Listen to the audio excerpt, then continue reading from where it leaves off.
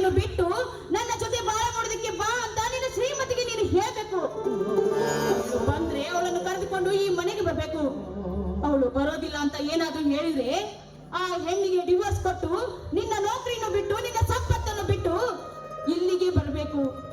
ಮಾಡ್ತೇನನ್ನ ನೀನು ಹಾಗೇನಾದ್ರೂ ಬಂದಿದ್ದೆ ಆದ್ರೆ ನನ್ನ ಜೀವನದ ಅಂತ್ಯದವರೆಗೂ ನಿನ್ನನ್ನು ನಾನು ಜೋಪಾನ ಮಾಡ್ತೀನಲ್ಲ. ಯಾವುದಾದ್ರೂ ಒಂದು ಬಡ ಹೆಣ್ಣು ಮಗಳನ್ನು ತಂದು ನಿನಗೆ ಮದುವೆ ಮಾಡ್ತೀನಿ. ನಿನ್ಗೆ ಕೈ ಮುದುಕಿ ಹೇಳ್ತೀನಲ್ಲ, ಅಷ್ಟು ಮಾಡಿ.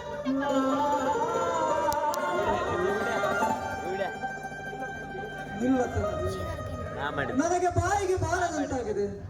ನೋಡಮ್ಮ, ನನಗೆ ಅರ್ಜೆಂಟ್ ಕೆಲಸ ಇದೆ, ನಾನೇನು ಬರುತ್ತೇನೆ.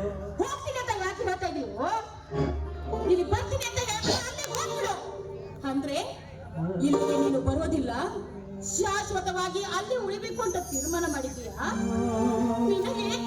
ನಿನಗೆ ಈ ನಿನ್ನ ತಂಗಿ, ಈ ನಿನ್ನ ತಂದೆ, ಈ ನಿನ್ನ ತಮ್ಮ ಬೇಡವಾಗಿದ್ದಾನೆ ಅಂತ ನೇರವಾಗಿ ಹೇಳ್ತಾ ಇದೆಯಲ್ಲ. ಅಂದ್ರೆ ನಿನಗೆ ಆ ಶ್ರೀಮಂತಿಕೆನೆ ಬೇಕು ಅಂದಂಗಾಯ್ತು. ಆಯ್ತಲ್ಲ, ಆಯ್ತು. ನಿನ್ನ ಮಾತಿನ ಅರ್ಥ ನನಗೆ ಗೊತ್ತಾಗ್ತಾ ಇದೆ ಕಣೋ. ನಾನು ನಿನಗಿಂತ ಚಿಕ್ಕವಳು ಇರ್ಬೋದು ನಿಜ, ಆದ್ರೆ ನೀನು ಹೇಳುವ ಮಾತಿನಲ್ಲಿ ಏನು ಅರ್ಥ ಅಡಗಿದೆ ಅಂತ ನನಗೆ ಚೆನ್ನಾಗಿ ಗೊತ್ತಾಗ್ತಾ ಇದೆ. ಮುತ್ತು ಕೊಡೋಳು ಬಂದಾಗ ತುತ್ತು ಕೊಟ್ಟೋಳನ್ನ ಮರೆಯೋದು ಸಹಜ ತಾನೆ. ಹೋಗು, ನೀನ್ ಎಲ್ಲೇ ಇದ್ದು ಚೆನ್ನಾಗಿರು. ತಂದೆಗೆ ತಮ್ಮನಿಗೆ ತಂಗಿಯನ್ನು ತೊರೆದು ಹೋಗ್ತಾ ಇರೋ ನಿನಗೆ ಆ ದೇವರು ಇನ್ನಷ್ಟು ಸಂಪತ್ತು, ಆರೋಗ್ಯ, ಆಯಸ್ಸು ಕೊಟ್ಟು ನಿನಗೆ ಅಭಿವೃದ್ಧಿಗೊಳಿಸಲಪ್ಪ.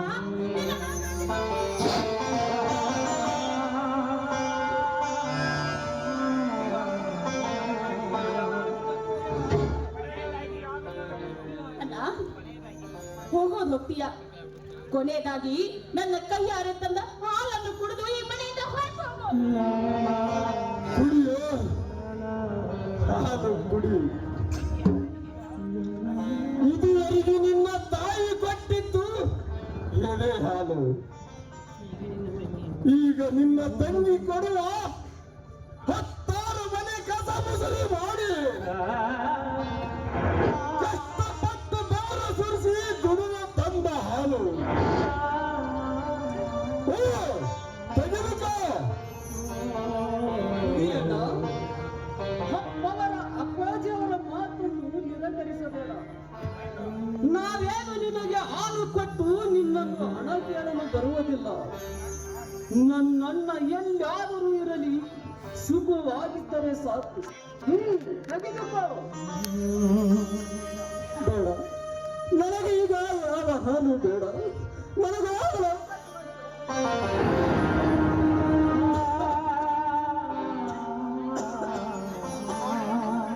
ನಿಲ್ಲು, ನಿಲ್ಲು ಪಶುವೆ. ನಿನಗೊಂದು ಮಾತು ತಿಳಿಸಬೇಕೆಂದೆನಿಸುತ್ತದೆ.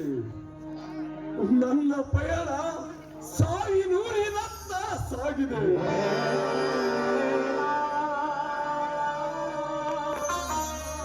ನಾನು ಸತ್ತರೆ ನಿನ್ನ ಕೈಯಾರೆ ನನ್ನ ಆತ್ಮಕ್ಕೆ ಇಡೀ ಮಣ್ಣು ಕೂಡ ಕೂಡದು.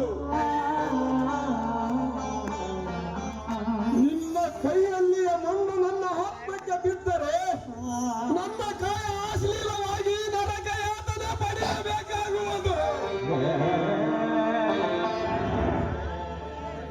ನಿನ್ನ ಕೈಯಲ್ಲಿಯ ಮಣ್ಣು ಮಸಣದ ಮೇಲೆ ಬಿದ್ದರೆ ನಿನ್ನ ಎತ್ತವ ನಾಡೆ ಹೋಗೋ ದಾಟು ಮೊದಲು ಇಲ್ಲಿಂದ.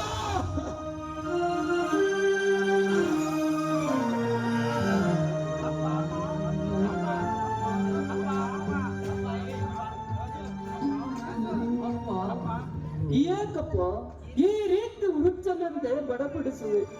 ಸ್ವಲ್ಪ ಸಮಾಧಾನ ತಂದುಕೋಪ್ಪ, ಸ್ವಲ್ಪ ಸಮಾಧಾನ ತಂದುಕೋ. ಸಮಾಧಾನ ತಂದ್ಕೊಳಪ್ಪ, ಸಮಾಧಾನ ತಂದ್ಕೋ. ಚಿಕ್ಕಂದಿನಿಂದಲೂ ನಮ್ಮನ್ನು ಸಾಕಿ ಸಲುಹಿದ್ದಾನೆ ನನ್ನ ತಂದೆ. ಆದ್ರೆ ನೀನು ಅವರ ಮಾತಿಗೂ ಕೂಡ ಬೆಲೆ ಕೊಡುತ್ತಿಲ್ಲ ಅಂದ ಮೇಲೆ ನಾವಿನ್ನು ಹೇಳುವುದಕ್ಕೂ ತಯಾರಿಲ್ಲ. ಆದ್ರೆ ಕೊನೆಯದಾಗಿ ನಿನ್ನ ತಂಗಿ ಒಂದು ಮಾತನ್ನು ಕೇಳ ಹೇಳ್ತಾಳೆ. ಅದನ್ನ ನೆರಚ್ಕೊಟ್ಟೇನನ್ನ? ಹೇಳಮ್ಮ ತಂಗಿ. ತಂಗಿ ಇನ್ನೆಲ್ಲಿ ಅಣ್ಣ? ತಂಗಿ ತಂಗಿ ಅಂತ ಯಾಕೆ ಕರೀತಾ ಇದೀಯಾ? ನಿನಗೆ ಈ ತಂಗಿ ಬೇಡ, ತಮ್ಮ ಬೇಡ, ತಂದೆ ಬೇಡ, ಇದೆಲ್ಲ ಬಾಂಧವ್ಯವನ್ನು ಹರಿದುಕೊಂಡು ಈ ಮನೆಯಿಂದ ಹೋಗ್ತಾ ಇದೆಯಲ್ಲ, ನೀನ್ ಎಲ್ಲಿ ತಂಗಿ ಅಂತ ಕರಿತೀಯಲ್ಲ? ಈ ನಿನ್ನ ತಂಗಿಗೆ ತವರಿನ ತಾಳಿಯನ್ನು ಕೂಡ ತರುವಷ್ಟು ನಿನ್ನ ಕೈಯಿಂದ ಆಗ್ಲಿಲ್ವಲ್ಲನ? ತವರಿನ ತಾಳಿಯನ್ನು ಕೂಡ ತರುವಷ್ಟು ನಿನ್ನ ಕೈಯಿಂದ ಆಗ್ಲಿಲ್ವಲ್ಲೋ?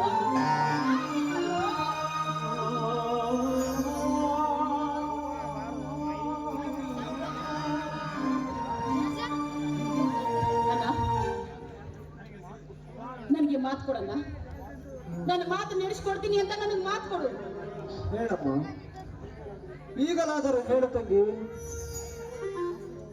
ನಾನೆಲ್ಲ ಇದ್ದರೂ ನಿನಗೆ ತವರಿನ ತಾಳಿ ತಂದು ನಿನ್ನ ಮದುವೆ ಮಾಡುವ ಭಾರ ನನ್ನ ಮೇಲೆ ಇರಲು.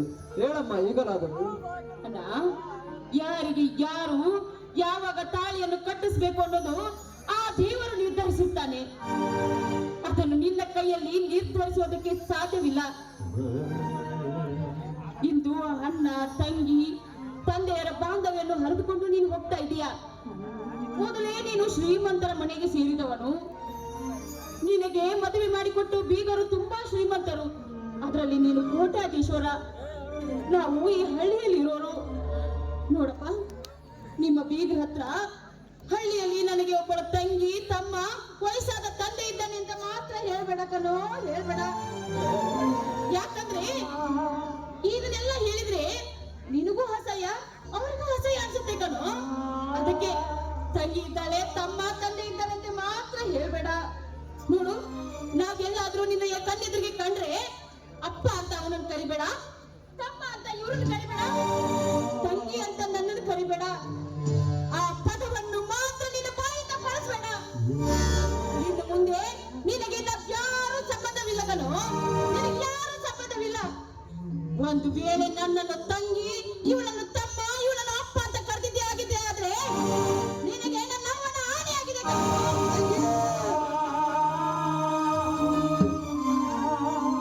ದೊಡ್ಡ ಶ್ರೀಮಂತರ ಮುಂದೆ ನಾವು ಸಣ್ಣ ಗುಣದವರು, ಸಣ್ಣವರು. ನಡಿಯಪ್ಪ, ಹೇಗೋ ಈ ಮನೆಯಿಂದ ಹೋಗ್ತೀನಿ ಅಂತ ಹೇಳ್ತಾ ಇದೀಯಾ? ಹೋಗು, ನಿನಗೆ ಒಳ್ಳೇದಾಗ್ಲಿ, ನಿನ್ನನ್ನು ದೇವರು ಚೆನ್ನಾಗಿಟ್ಟಿರ್ಲಿ. ಹೊರಟು ಹೋಗು ಈ ಮನೆಯಿಂದ. ನನ್ನೆಂತ ತಂದಿದ್ದ ಪರಿಸ್ಥಿತಿಗೆ ತಂದು ತಿರುಗಿಸಿದೆಯಪ್ಪ ಈ ನಿನ್ನ ಅಣ್ಣನನ್ನು.